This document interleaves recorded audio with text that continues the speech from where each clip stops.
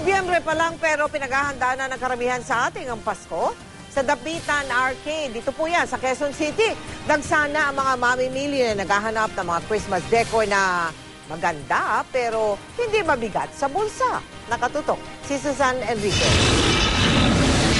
Samot-saring uri ng Christmas tree, iba't ibang mukha ni Santa Claus, makukulay na parol, at kung ano-ano pa mga display na pampasko. Ilan lang yan sa mga makikita dito sa Dapitan Arcade. Kaya naman pagkatapos ng undas, umuhos na ang mga mamimili dito. Pero malakas na ito this week, ma'am. This week? Apo. Okay lang naman po. Lalo na po pag Saturday, Sunday po. Kita naman sa mukha ng mga mamimili ang tuwa. Bukod daw kasi sa mura, pwede pang tumawad.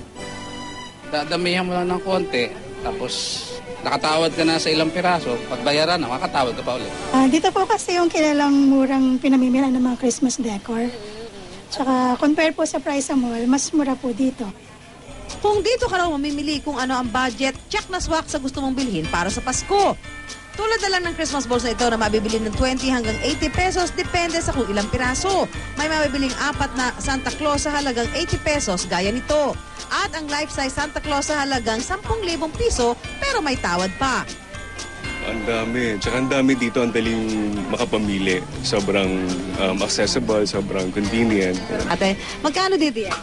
12 po hanggang 10,000. So may makaka-discount pa? Oo, ma'am, makaka-discount pa. Mas malaki raw ang discount kung wholesale o maramihan ang bilihan.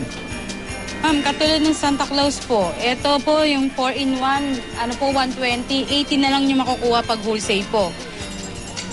Kaya di katakataka sa dami na rin ng mga nagpupunta, pati ang kalsada, halos umapaw na sa paninda. At pati ang mga awiting pinapatugtog, halos lahat ay Christmas songs na. Susan Enriquez, nakatutok, 24 oras.